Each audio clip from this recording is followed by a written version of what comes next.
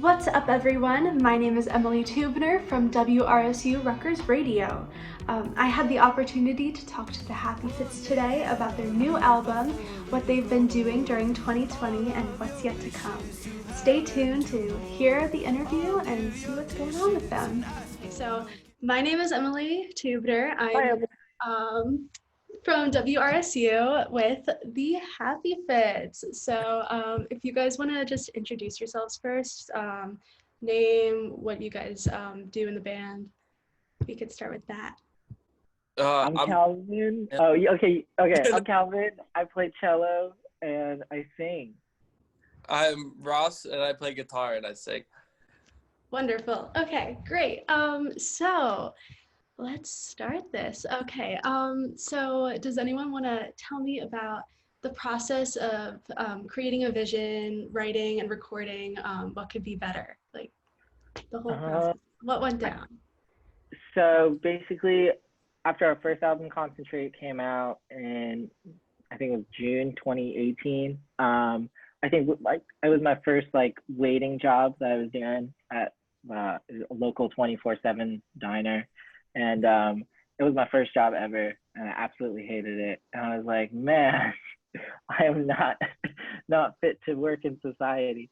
So I went back to writing and demoing. And I think the first song that we demoed for this album was "Hold Me Down," which is all about wanting to follow the dream of doing rock and roll and being on the road, but also how that dream kind of does take us away from all of our loved ones whenever we go on tour.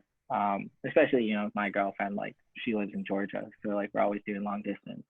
So that, that was the first song that we demoed, and I think it kind of fit the indie rock vibe we were going for. So we kind of just kept writing throughout 2019, trying to, get more songs to fit the vibe. And then around 2020, when we started professionally demoing in Diamond City Studios in Brooklyn with our manager and producer Ayad, that's kind of when the whole vision for the album kind of came together.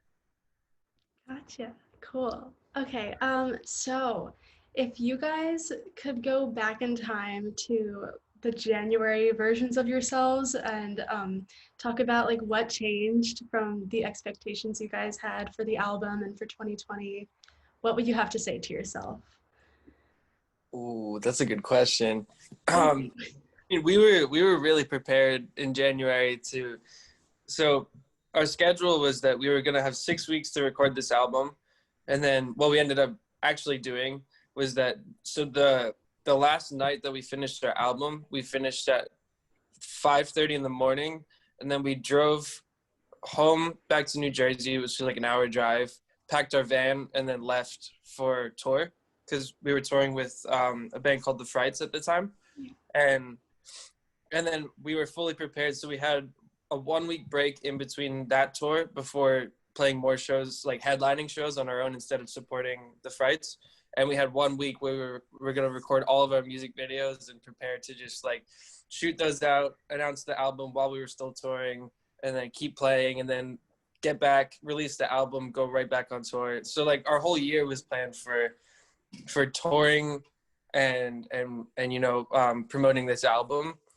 And I think actually if I was me now and I could go back into the past, I don't think any of us would have been nearly as stressed out, because we were super oh my god, this is our whole year, touring, recording, tour, promote, tour, so we were this is going to be a hard year. But then COVID hit and we can't do anything. So it actually gave us a lot more time to focus on promoting the album, whether it was our music videos or our social media presence. We've definitely stepped more into that world and tried to be way more upfront in the social media world and try to connect with our fans that way. So yeah, I mean, we were not prepared for that at all come January. So I guess the one advice that at least I would give us is that we'd have to be prepared to completely switch to a total social media world, because before we mostly just like to tour and have that be our presence, meet the fans there, and not to care too much about online, but now it's like totally all online. Yeah. Yeah. I agree. Yeah. I would have just said like, start posting on TikTok now. Yeah, that's true. We gotta get viral. Come on. Yeah, exactly. Um, so yeah, let's dive into the album a little bit. Yeah. So your song "Get a Job," it comments on like the life of a working man and like the difficulties of finding employment and all of that. Like with the lyrics, I got a whole lot of reasons to be at home at the moment. So like, tell me about the backstory to this. Was this like a pre-COVID full-time musician anxiety kind of song, or is it about like what's going on in the world today with COVID? Like, It was definitely pre-COVID, and it just so happened that like, that once the pandemic hit and then everyone started losing jobs, it started becoming applicable in a totally different way that we definitely did not intend. I, like growing up, like I was just a very obedient child, and like I, I knew that I would have to like settle down and get a job one day. It's the right thing to do. But like I said, I did that 24/7 diner job and I absolutely hated it. I was like, I doubt the majority of people that have jobs really, love their 9 to 5. So yeah, I was kind of trying to speak to that, feeling that a lot of us really feel towards working, which is that like it's something that we have to do, but deep down we kind of just really hate doing it. We would rather stay home. Yeah, so I don't know. I don't want to like glorify being lazy, but I do want to like share my feelings with, feeling like I absolutely just hated going into work every day and being treated like a no one to the customers. Yeah, I feel that. Trust me, I get it. And then it worked out, and Yeah. it's so relatable now with so many. Yeah. Yeah, it worked. Okay. Next song that we can get into a little bit. Okay. She Wants Me to Be Loved tells the tale of the dreaded friend zone, which we've all experienced. Yeah. Was this like a more of a collaborative process writing this about like the general life, or if you guys want to get into it, is there a specific story behind the song? No pressure.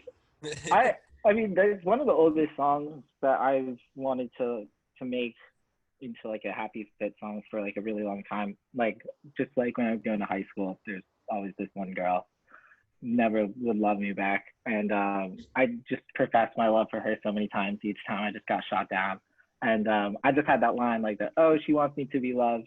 And I just thought it was funny to call the song "She Wants Me" because it's like, oh, she's like in love with you, but then in the parentheses, it's, oh, she doesn't actually want me. She just wants me to be loved.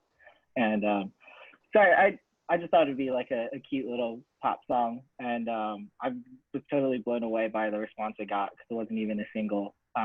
But right now it's doing a lot better than some of the other songs on the album. And yeah, I mean, when we were producing it at the time, I was like really into like Charlie Puth bass line, so I wanted to kind of stay away from the bowing and do more of the plucking, and kind of keep it a bit subtle.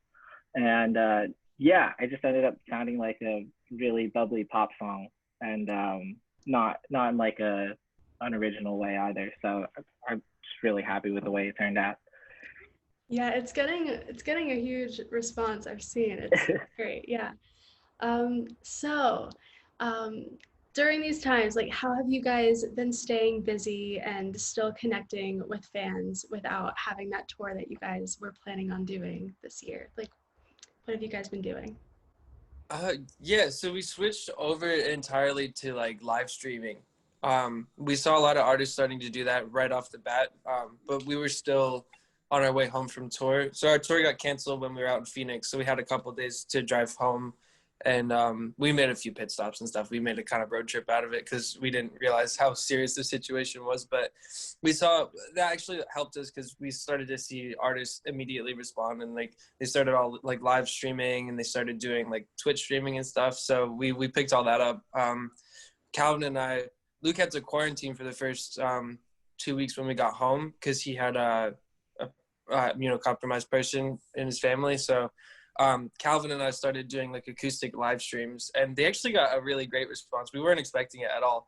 And then like every stream, more and more people would come on. And then when Luke joined, it was like, it just became a regular thing. So we were doing weekly live streams, and then about 2 months in, we started the Twitch streaming, and we've only done that a couple times, but it's fun because we would play, like the first time we did it, we played Rocket League, and we we would give the code out so anybody that was watching could join and play against us, and it was really fun. But yeah, it all turned to basically live streaming, and that's all we've still been doing a lot of that. We did like an album release party live stream where we didn't play any music. We just played the album like an hour before it came out. So like when the stream ended, it was like out for release and stuff. But yeah, I mean, people got really creative. Like people made like a Discord chat for us. It's literally just like fans that really like our music, and they started it. They added us to it, and it's become like a huge platform where like all those people are the ones that we always see at the live streams, and we've actually been able to engage a lot more in different ways to get to know our fans more so than like when we were touring and we could just see them like right after a show, you know. Yeah. It's cool. Luke is coming in. Hold on. Oh, is he? Oh, here he is. Hey. Hey. Is Luke? Luke? Hello. Hi. I had to re-download. It was not working, but I'm sorry, I'm here now.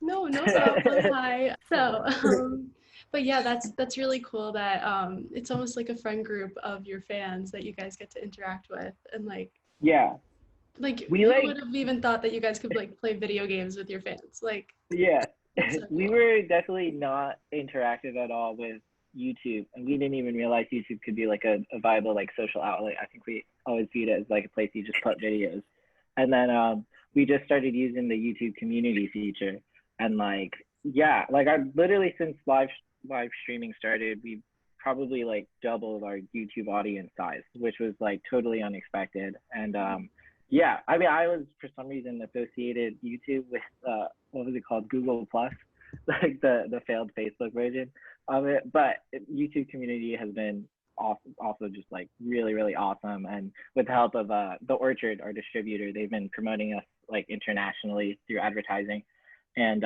we've just seen a lot of like South American fans now, and some coming from Europe and Australia, so it's really awesome too.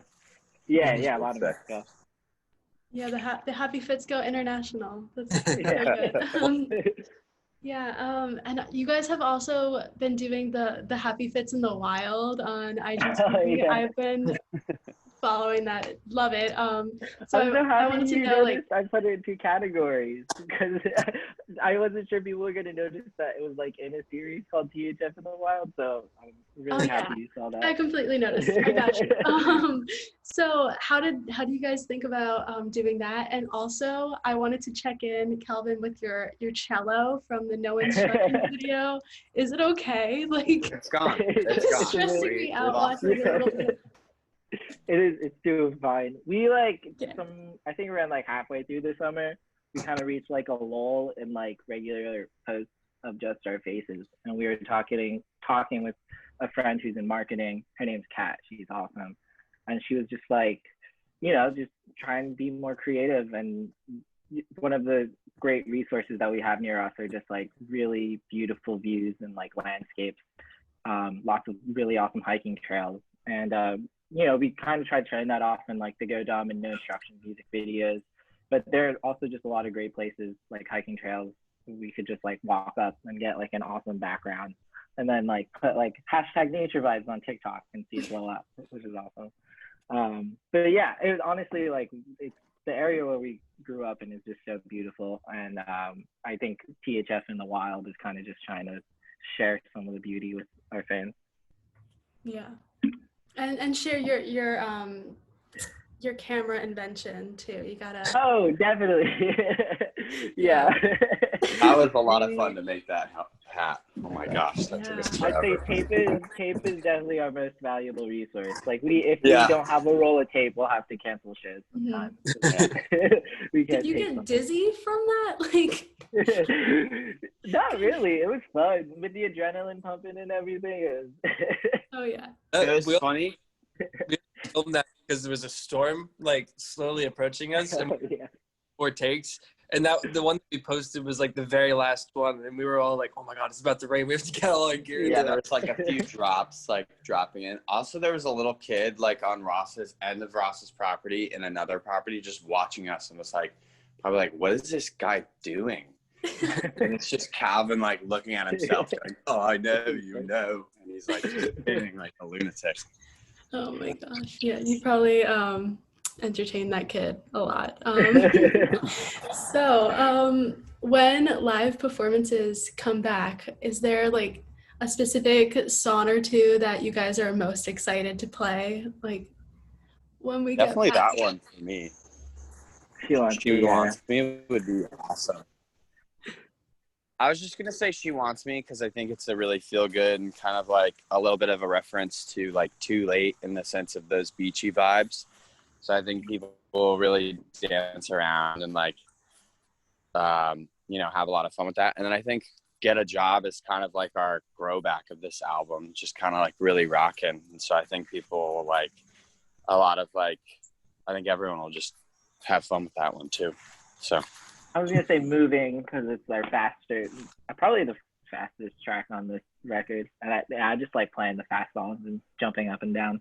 I can't wait for that. On our last live stream, which is the first one that we did since releasing the album, like I could barely sit in my chair because I was just so excited to like play these in front of people rather than just like a computer screen.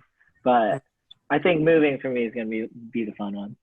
Yeah. Yeah, I think I'm most excited for Get a Job to play live because it's just like our most like big sounding song, and I'm just excited to see how loud we can make it, I guess. yeah. Yeah. I don't know. Okay. I'm excited, definitely. I'm ready. I'm ready for the shows to get back. I'm so ready. Let's talk about the independent band life. How do you guys enjoy it? Like, because I know you guys are responsible for a lot of things that people at major labels aren't. Like, I know you guys like pack your merch and you're very active on social media, like we were talking about, even with like the Discord and like the Twitch live streams and all of that. Like, Yeah, what are the we didn't set out to be an independent band. Just no record labels really have, or had offered us up until this record. So we kind of just like we wanted to tour, we wanted to sell merch. What else is there? That's basically it. Those are the two like revenue streams. Yeah. And then the royalties. And it's like, yeah, we started small. Like we started selling merch like back in August 2016, and it was just a really small operation then. And since then we've gotten more and more sales. Like we've adjusted. We started using Shippo and Shopify to like kind of help make the process more efficient. When it comes to like royalty collection, it's so dope that we aren't with a label because then we get everything. Publishing deals, pretty dope too. Like we just got in a movie, and it wasn't through a exclusive what are they called, publishing contract.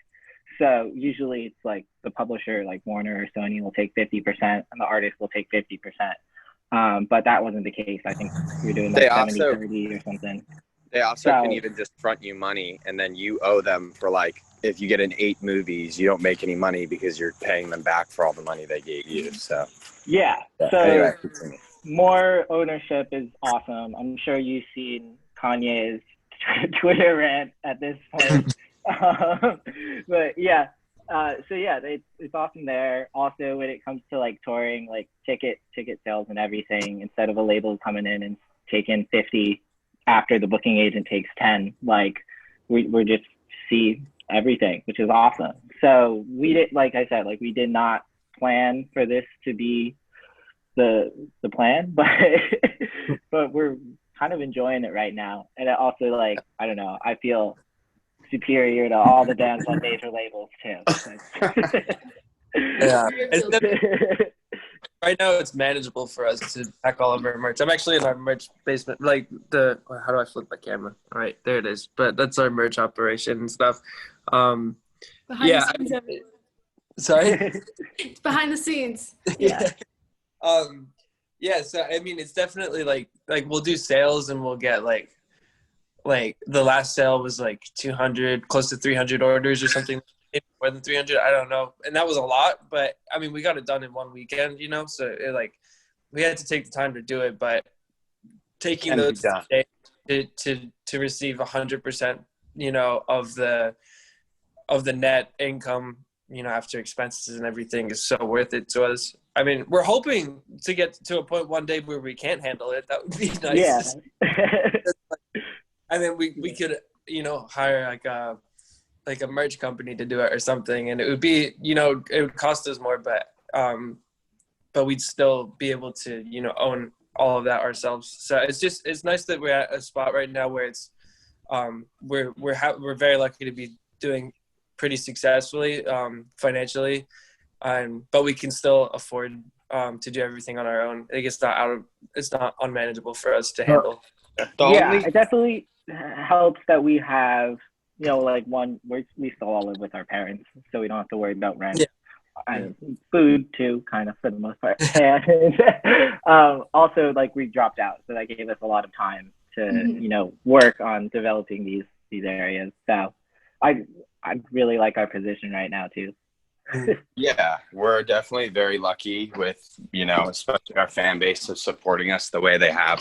The only thing I would say is kind of scary is that, you know, since we've been doing these whole marketing and everything and, you know, recording the album on our own, it's scary because it's a lot of money to try and do it right. And it's all of the money that we work to make. And so definitely there's a bit more of a security, I guess, when you're with a label of, okay, we get this full team and then they throw us money, but then you sacrifice, you know, the future years of having the ownership of your stuff. So definitely there's some parts I think we miss a little bit of, like, it'd be great to have tour support where they're like, we're going to give you, you know, money so you can go to the UK, so you can go to Mexico, so you can go to these places, so you can tour the US for 3 months straight. And or just like connections in general. Yeah. For sure. And like just working with, it's like the amount of stuff that goes behind the scenes of what has to be done. It's definitely very crazy and we definitely can manage it. But like I said, there are some points where it's like, it would be nice to have this for sure. But the last component of it all definitely has to do like a lot of luck. Like when we released While You Fade Away, that was, or Off the Appeal in our first release in 2016, like the reason we dropped out is because we got on a playlist that, you know, got like 30,000 streams in like a day. And like we got like a few emails from some like music industry people and we were just like, this is awesome. We have to like leave school. And then that's when we realized, after getting lucky right at the beginning, that there's a lot of hard work that actually you have to do to like cap off and actually, you know, build off of it. And then like with this album, like, you know, we got a review on like NPR. That was extremely lucky. And we honestly don't know how it happened, but like we're here for it. I saw that. That's amazing. Yeah. It doesn't make any sense why we got that, but we are so happy, and like just like the luck is incredible. Yeah, that's great. Okay. What kind of music are you guys listening to right now? Like, not just your like indie rock, indie folk style that you guys do, but like, are there any genres that you guys listen to or artists right now that your fans wouldn't really expect from you guys? I've been listening. Well, Calvin, so I used to listen to Duckworth a lot, and then Calvin reminded me of him after, I didn't know he put out a new album, and I've been listening to that album so much, just on repeat. I love that album, his newest one. Good. I didn't know there was an album. Yeah, it's incredible. Another band, Idols, they're like very, very heavy rock, and you know, all their music is just about social equality, and I'm so here for that. their music is just really powerful, and they also like tackle toxic masculinity and wealth inequality, and it's great. I'm gonna have to check that out. Yeah, that sounds. Idols are great. The guy's voice is nuts, so just be ready. He's got a very intense voice. Listen to Television. That's probably my favorite song by them. Okay. I've also been super into Remy Wolf. I keep trying to put the guys onto it. I don't know if it's worked yet. I love Remy Wolf. No, I love Remy Wolf. Yeah, I like Remy. Doctor, I play it with my roommate like every single night. We go crazy. Yeah, I like compiles all her songs into an album or something, because it's just tricky because like all her songs are singles right now. Yeah. So it's like, I hope she like comes out with an album or something. That'd be really cool. You guys should collab with her. That would be the dream. That would be the dream. Yeah, I definitely have been listening to a lot of. I didn't really know about. I've like always listened to Grateful Dead, but I was like, I don't really like. They're not really my style. But then John Mayer with Dead and Company is definitely something I've been listening a lot to. They're incredible and really, really crazy. I've been listening to Neck Deep a lot as well, which is like very punk-esque music. Very far from indie. And also our buddy from Deal Casino, Joe P, has been doing a lot of solo stuff. And he has some really pretty stuff out right now too. So I've been listening to that for sure. And Oliver Tree, always, but that's it. Yeah. Fellow Jersey boys, the Rex, also released a new album that's pretty awesome. Yeah. And self-produced. Really good album. Yeah. Okay, great. I'm gonna like make a playlist and listen to all of that. I have new music. Okay. I know you guys created your name out of just like conversation and like trying to figure out. I think I read that it was like at a convenience store or something. You guys were like Smiley Fits, what about the Happy Fits, whole thing. What's the name of the place? Like, it's Mojitos, right? It was Mojitos. Isn't that what it's called?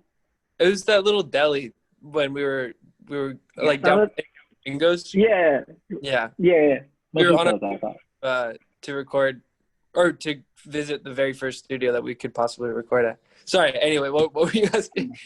Nostalgia moment. I get it. So, if you guys were like, right before this album came out, if you guys had like just started your album, what would you call yourselves? Like gosh! if this was like our first release, you're gonna have to call us back in 4 days because we're gonna be arguing about this forever. Would it be fruit related though? Like like our band name? I don't know. I don't think so, honestly. I don't know. It's such a weird. Oh man, that's a really good question. I'm gonna be thinking about this for a while. Yeah. The other day, when we were in the studio, we were talking about I said a name and I was like, "Was that a band name?" And then Aod looked it up and it wasn't a band name, but I can't remember what it was. It was something like, oh man.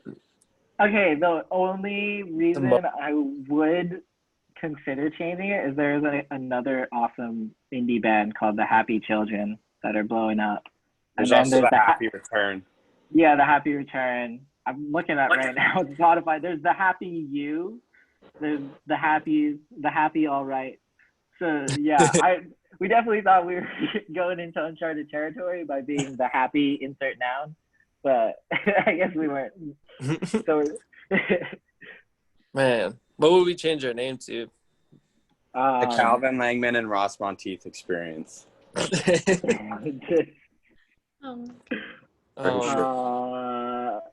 man, we have an ongoing joke with some of our like OG fans. We did like. Can you imagine if this was our name?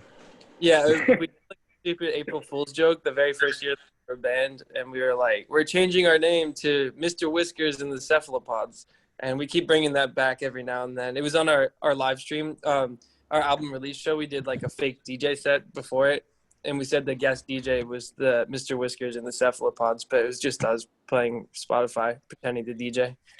Yeah. Who's Mr. Whiskers? You never know. You never It's kind know. of like That's what who is does. Dr. Dog, you know? It just kind of Yeah. becomes like a fan origin story. Like it's whatever they want it to be.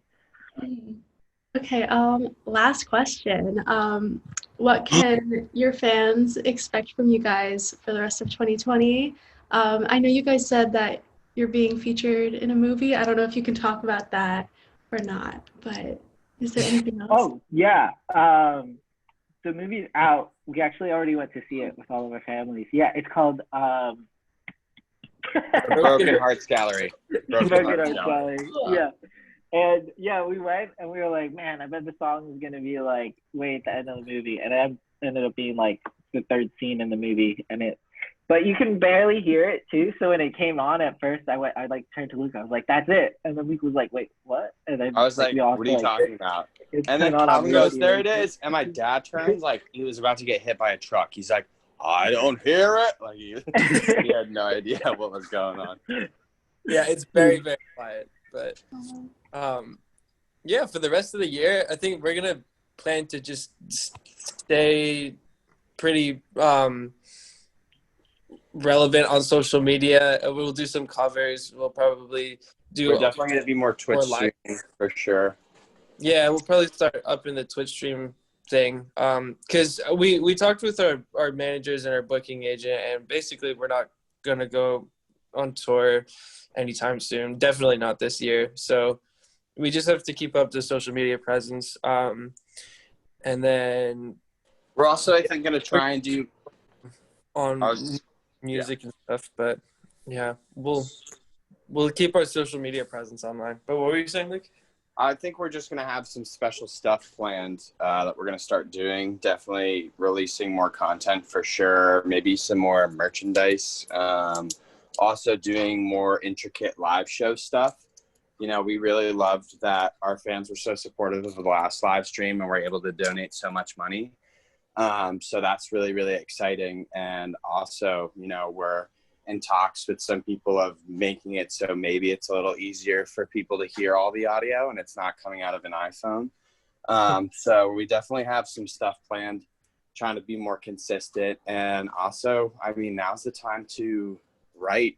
So we're just trying to do everything we can so that when we're able to go back on the road, we can go on it forever and we'll have content for as long as we need to as well. So we're definitely just trying to, I think everyone's just winging it right now. And we have a plan for sure, Yeah. but you don't know how the world's going to turn out in the next 2 months. So we definitely have a mindset of what we're going to do, but are always open-minded to new ways and ideas. On our last 2 tours, we started a series that we've been filming, and we hope I hope that can come out sometime. Yeah, I don't know why it's not. We won't even go to the details, but we've been filming some stuff, and we've really enjoyed doing it, and I don't know. We hope it comes out. I think it will by the end of this year, hopefully. But so we got a little series coming, hopefully on YouTube. Yeah. Are you talking LH with the THF? Is that what you're talking about, Ross? Or are you talking about? Yes, sir. That is... Oh, okay. Yeah, I won't spoil it. Yeah, but Yeah. oh yeah, and charity work. We'll try to continue doing charity work as much as we can. Yeah, for sure. Yeah, it's not like charity work technically. We teamed up with an organization called Rock the Vote, and basically it's on November 4th or whenever election day is this year. If you vote and you show proof of voting, we're going to be doing a like exclusive live stream for people that voted. So, vote. Yeah. Also, I mean, we're always conscious of charity, you know, like the idea of what can we do to help. And so we're definitely sticking up with that. Going to be doing more donation live streams or like charity event live streams. So yeah, we're just trying to help, I guess. So we're just going to see and figure out what we can do to continue to do that. Yeah, that's great. I'm so excited to see what's next. And yeah, that's really good what you guys are doing with Rock the Vote. So that's so exciting. And yeah, that's That's all I got. Thank you so much for talking to me and giving me the update on everything. Well, thank you Thank so you so much much. for Thank you having for us. having Thank us. you. Thank you for playing our music. Like Oh, really, yeah. Seriously, it means the world. Bye. Thanks. Bye. Have a good one. You too. Thanks.